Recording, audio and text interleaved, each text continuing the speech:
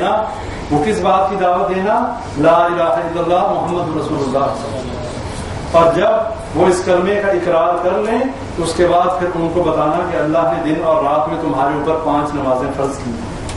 اور جب وہ یہ بھی مان لیں تو پھر انہیں بتانا کہ اللہ نے تمہارے مالوں میں زکوٰۃ رکھی ہے، سال کے بعد تمہارے مال کے اوپر زکوٰۃ بھی ہے۔ اور جب یہ مان لیں تو پھر ان کو سال میں 1 دفعہ روزوں کا بتانا کہ اللہ نے سال میں 1 مہینہ روزے بھی تم پہ فرض کیے ہیں۔ تو بھائیوں، سب سے پہلی دعوت عقیدہ توحید کی دعوت، اور عقیدہ توحید کی دعوت اس وقت تک کمپلیٹ نہیں ہوتی جب تک سب سے پہلے لا کی تلوار نہ چلے۔ اور وہ لا کی تلوار کیا ہے کہ سب باطل الہوں کا پہلے انکار کر دو کہ کوئی الہ نہیں مگر ایک اللہ۔ یہ ہے توحید کی دعوت کا کمپلیٹ ہونا، اور اس کے بعد نبی اکرم صلی اللہ علیہ وسلم کی رسالت کا اقرار کرنا، اور اس کے بعد وہ تمام کام کہ جو شرک کے زمرے میں آتے ہیں ان سے بچنا۔ اگلے درس میں انشاءاللہ ہم جو ہے وہ شرک فی العبادات، شرک فی الاسماء صفات اور شرک ربوبیت جو ہے اس کے اوپر انشاءاللہ بات کریں گے کہ اس میں کس طریقے سے اور کون کون سا شرک اس میں ہو سکتا ہے۔ لیکن مختصراً صرف یہ سمجھ لیں کہ جیسے اللہ تعالیٰ رب ہے، جیسے ہم نے توحید ربوبیت ہم نے پڑھا تھا اور سمجھا تھا، اسی طرح اللہ کے رب ہونے میں، یعنی کہ رب کا مطلب ہے پالنے والا، اللہ ہمارا پالنے والا ہے، اس زمین و آسمان کا بنانے والا ہے، سورج چاند کا بنانے والا، سارے نظام کو چلانے والا۔ ان سارے معاملات میں اگر کوئی شخص کسی کو شریک کرتا ہے کہ اللہ رزق دیتا ہے، فلاں بھی دیتا ہے، تو یہ ربوبیت میں شرک ہو گیا۔ اسی طرح عبادات میں قل ان صلاتی و نسکی و محیای و مماتی للہ رب العالمین، اے نبی صلی اللہ علیہ وسلم کہہ دیجئے میری نماز، میری قربانی، میرا جینا اور میرا مرنا ایک رب العالمین کے لیے ہے۔ یہ ڈیفینیشن ہے یہ آیت توحید الوہیت اور توحید عبادات کی، کہ ہماری ہر عبادت اللہ کے لیے ہونی چاہیے۔ اب عبادت کیا ہے؟ عبادت کا مفہوم پہلے بھی بتایا تھا، نماز، روزہ، حج، زکوٰۃ، یہ تو عبادات ہیں ہی، لیکن ہر وہ کام عبادت کے زمرے میں آتا ہے جس کا اللہ نے حکم دیا اور جس سے منع کر دیا، یہ تمام عبادات ہیں۔ رکوع کرنا، قیام کرنا، سجدہ کرنا، نظر و نیاز دینا، جو ہے قربانی کرنا، یہ تمام چیزیں عبادات میں شامل ہوتی ہیں۔ اسی کے اوپر ایک حدیث آپ بھائیوں کے سامنے بیان کر دوں۔ ایک صحابی نے نبی اکرم صلی اللہ علیہ وسلم سے فرمایا کہ میں نے دور جاہلیت میں 100 اونٹ ذبح کرنے کی نظر مانی تھی، اور وہ جگہ کا نام ہے بوانا جگہ پر میں نے 100 اونٹ ذبح کرنے کی نظر مانی تھی، اگر آپ کی اجازت ہو تو میں وہاں پر یہ نظر پوری کر لوں۔ نبی صلی اللہ علیہ وسلم نے اس سے جو سوال کیے وہ ذرا آپ لوگ ذہنوں میں رکھ لیں اور اس کو یاد کر لیں۔ نبی صلی اللہ علیہ وسلم نے پوچھا کہ کیا جس جگہ پر تم اونٹ ذبح کرنا چاہتے ہو وہاں پہ دور جاہلیت میں کوئی میلے تو نہیں لگا کرتے تھے؟ وہاں پر کوئی ایسے میلے تو نہیں تھے دور جاہلیت میں جہاں پہ شرکیہ کام ہوتے ہوں؟ اس نے کہا نہیں، اللہ کے نبی سے وہاں پہ تو ایسا معاملہ نہیں۔ پھر پوچھا وہاں پہ کوئی دور جاہلیت میں کوئی ایسا بت ہو کہ جس کی لوگ پوجا کرتے ہوں؟ صحابی نے کہا اللہ کے نبی صلی اللہ علیہ وسلم وہاں پہ ایسی بات بھی نہیں۔ پھر فرمایا کہ ٹھیک ہے تو اپنی نظر پوری کر سکتا ہے۔ اب وہ صحابی جو نظر پوری کرنا چاہتا تھا وہ اللہ کے لیے کرنا چاہتا تھا۔ اس حدیث سے ہمیں یہ بات پتہ چلتی ہے اگر کوئی شخص اللہ کے لیے کوئی نظر و نیاز بھی دینا چاہے تو ایسی جگہ پر نہیں دے سکتا جہاں پر غیر اللہ کی نظر و نیاز، غیر اللہ کی جو ہے عبادت ہوتی ہو، وہاں پر اللہ کے لیے بھی کوئی چیز نہیں دی جا سکتی۔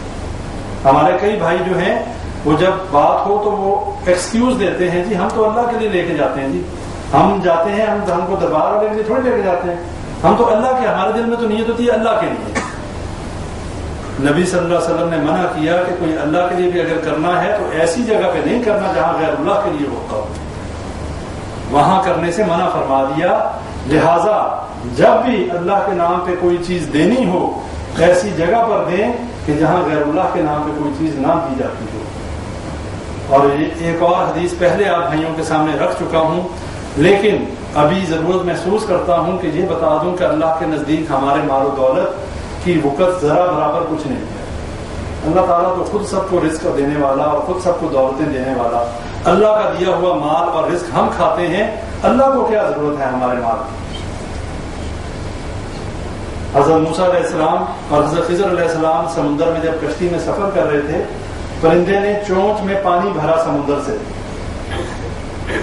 تو خضر علیہ السلام نے موسیٰ علیہ السلام سے کہا کہ اللہ کا علم اور ہمارے علم کی جو مثال ہے, مثال بھی نہیں بنتی, لیکن کہا کہ یہ چونچ میں جو اس پرندے نے جتنا پانی بھرا ہے, ہمارا علم اللہ کے علم کے مقابلے میں اتنا بھی نہیں. اور یہ حدیث آپ بھائیوں کو بتانا چاہتا ہوں.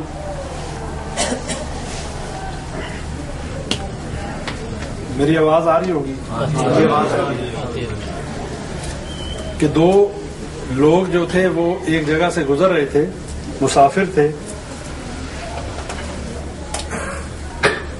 تو اللہ کے نبی صلی اللہ علیہ وسلم نے فرمایا کہ رستے میں ایک جگہ ایسی آئی کہ جہاں پر ایک بہت بڑا بت تھا دور جاہلیت میں, اور وہاں کے جو کرتا دھرتا اور وہاں کے جو مجاور تھے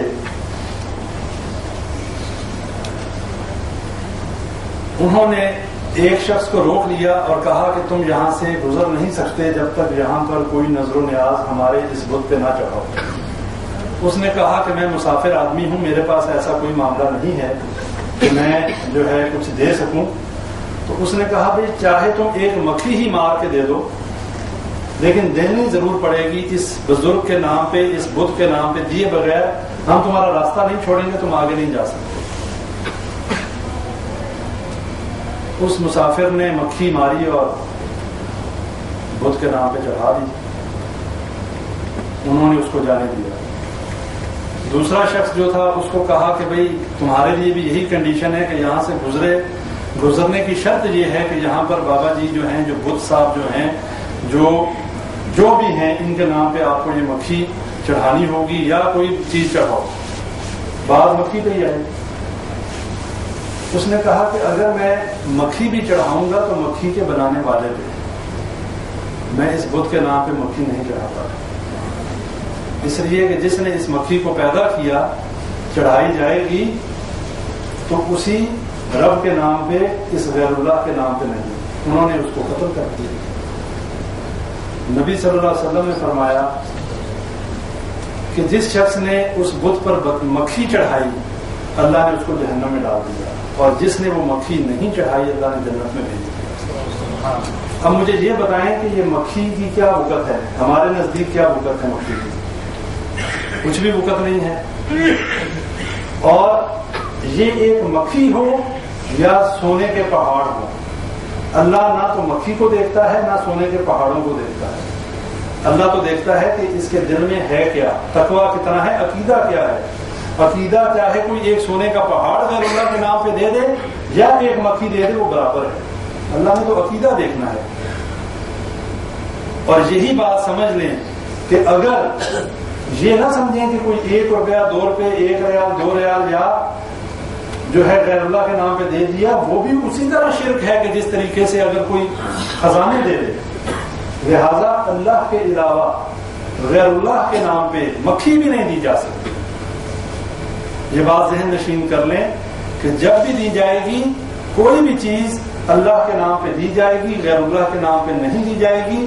اور ان قبروں کی زیارت کے لیے اگر جائیں, ایک تو اپنی آخرت کو یاد کرنے کے لیے اور دوسرا اس صاحب قبر کے لیے دعا کرنے کے لیے.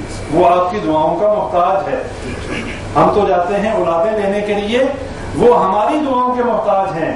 اس بات کو سمجھ لیں. اس لیے کہ اللہ کہتا ہے اموات غیر احیاء, مردہ ہیں زندہ نہیں ہیں. وما یشعرون ایان یبعثون, انہیں تو یہ بھی معلوم نہیں کہ اٹھائے کب جائیں گے.